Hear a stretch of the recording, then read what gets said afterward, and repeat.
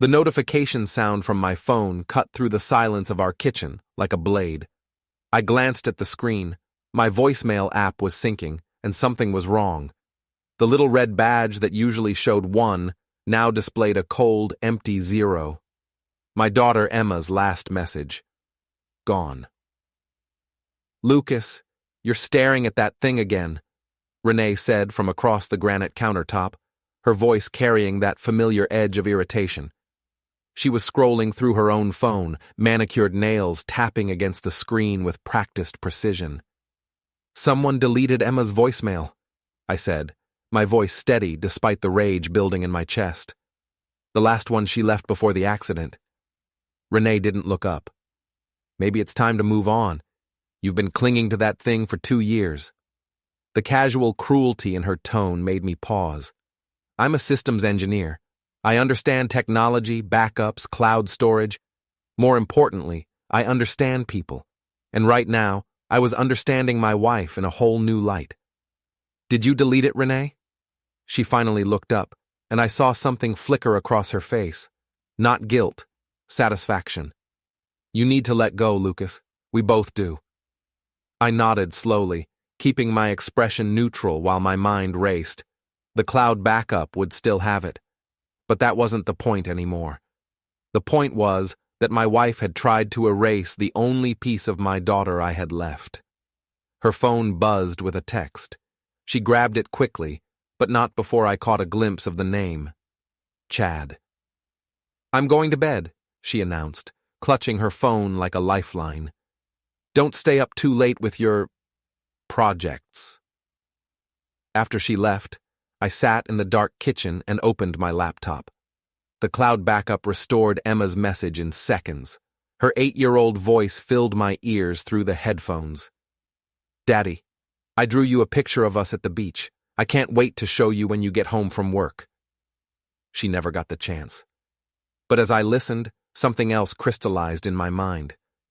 Renee's behavior, the late nights, the mysterious texts, the sudden interest in moving on.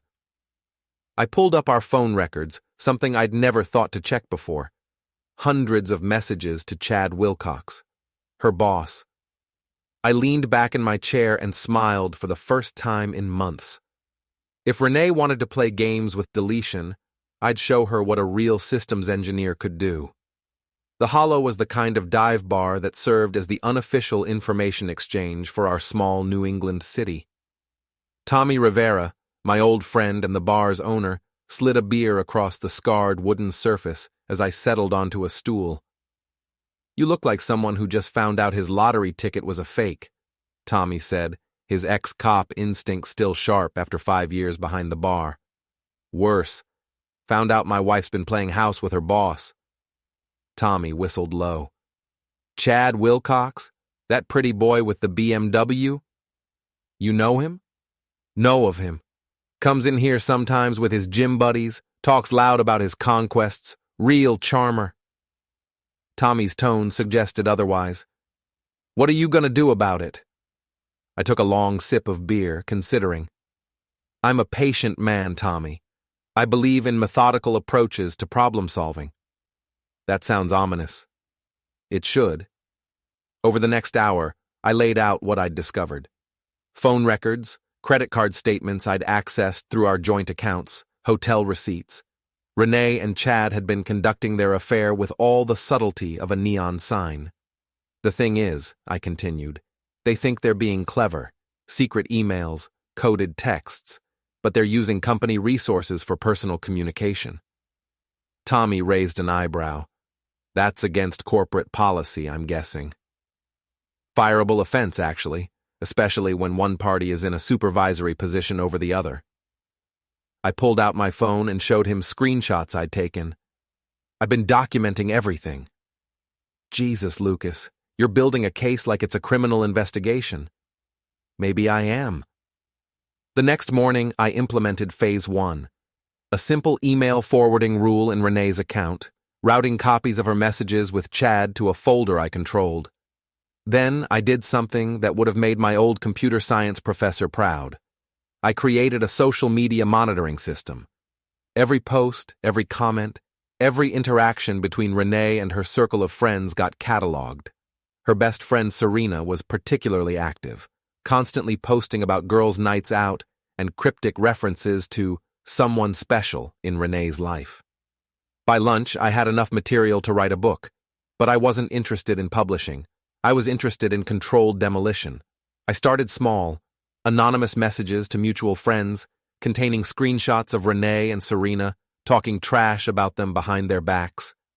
Nothing fabricated, just their own words presented without context. Within hours, the friend group chat was in chaos. Accusations flew, alliances crumbled, and Renee found herself scrambling to put out fires she didn't even know I'd started. "Someone's been hacking our messages," she announced that evening, pacing around our living room like a caged animal. "That's terrible," I said from my chair, not looking up from my tablet. "Have you considered changing your passwords?" "I did, but someone's still getting in." I made a sympathetic noise while internally marveling at how easy it had been to install keylogger software on her laptop.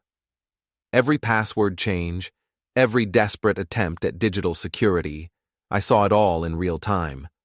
My phone chimed with a notification, another forwarded email from Chad, this one suggesting they take a long weekend somewhere private. Perfect. Before we dive deeper into this story, I have one small request. Please subscribe, drop a like, comment, and hit that hype button to boost this channel so more people can discover these incredible Reddit stories. The rooftop parking garage of Chad's downtown condo building was a monument to urban pretension, all concrete and steel, designed to house the expensive toys of successful young professionals. Chad's silver BMW sat in its assigned spot like a trophy, gleaming under the fluorescent lights. I'd followed Renee's phone GPS here, confirming what I already knew from their email exchanges. They thought they were being so clever, meeting at his place while I was supposedly working late. The security cameras had blind spots. I'd scouted them during my lunch break. Amazing how invisible a guy in work clothes becomes when he's carrying a clipboard and looking purposeful. I pulled out the small bottle of fish sauce I'd bought at the Asian market and carefully applied it to Chad's windshield wipers. Then I used my keys to etch a simple message into the paint of the driver's side door. Cheater. As I was finishing my artwork, footsteps echoed through the garage. Chad's voice, loud and confident, was getting closer. "Told her I had to work late on the Morrison account," he was saying into his phone. "She bought it completely." I ducked behind a concrete pillar as Chad approached his car. The moment he saw the damage, his voice exploded through the garage. "What the hell? My car! Someone destroyed my car!" I waited until he was fully focused on documenting the damage with his phone before I made my move. Walking casually toward the exit, I made sure my footsteps were audible. Chad's head snapped up. Hey, you!" I kept walking, but not too fast. Let him think he had a chance. "Stop right there!" The chase was brief but satisfying. Chad, despite his gym membership, wasn't built for running in dress shoes across a concrete garage. I made it to the stairwell with time to spare, then doubled back through the building's main entrance like any other visitor. By the time building security arrived, I was sitting in my car 2 blocks away, watching the chaos through a live feed from the security company's app. Another benefit of being the guy who'd installed their system 6 months earlier. That evening, I sent an anonymous email to Renee's personal account. The subject line read, "Thought you should know." The attachment was a photo I'd taken of her and Chad embracing next to his damaged car, their faces clearly visible in the garage's lighting. She opened it while sitting across from me at dinner, and I watched her face go white. "Everything okay?" I asked, cutting into my steak with deliberate precision. "Fine," she managed, but her hands were shaking as she closed her phone. The next morning brought news that Chad's condo building had been vandalized. Someone had egged his windows and left a bag of rotting fish by his door.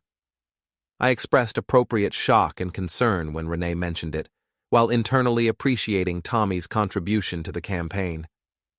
"It's probably just random vandalism," I suggested helpfully. You know how these downtown areas can be.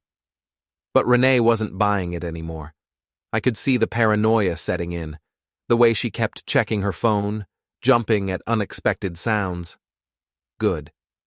Paranoia was a useful tool, and I was just getting started.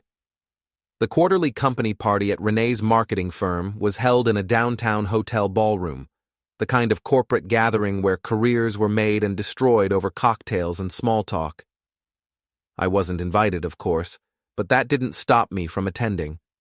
Tommy had connections everywhere, including a catering company that handled these events. A borrowed uniform and confident attitude got me through the service entrance without a second glance. I spent an hour circulating through the crowd, refilling water glasses and collecting intelligence. Chad held court near the bar, his usual crowd of admirers hanging on every word. Renee worked the room with practiced efficiency, but I could see the stress in her movements. The hotel's business center was my real target. A simple USB device, plugged into one of their printers for 30 seconds, gave me access to their network. From there, I uploaded a carefully curated collection of emails between Renee and Chad to the shared drive that every employee could access. I was back in my car before the first person discovered the files. The explosion was immediate and spectacular. Within minutes, the party atmosphere shifted to chaos as people pulled out phones and started sharing screenshots. The emails weren't just evidence of an affair. They contained detailed discussions of company politics, disparaging comments about colleagues, and explicit details about their relationship. I drove home and waited. Renee burst through the door at midnight, her face streaked with tears and makeup. "Someone leaked our emails," she said, collapsing onto the couch. "Everything. All of it." "That's awful," I said, sitting beside her with practiced concern. "What kind of emails?" She looked at me with something approaching suspicion. "Personal ones, between me and a colleague." "Well, I'm sure HR will handle it professionally. These things blow over." But we both knew they didn't. Not when the emails revealed that a supervisor had been having an inappropriate relationship with a subordinate, using company resources to coordinate personal meetings, and discussing confidential client information in intimate contexts. The next morning brought a call from Renee's HR department. She was suspended pending investigation.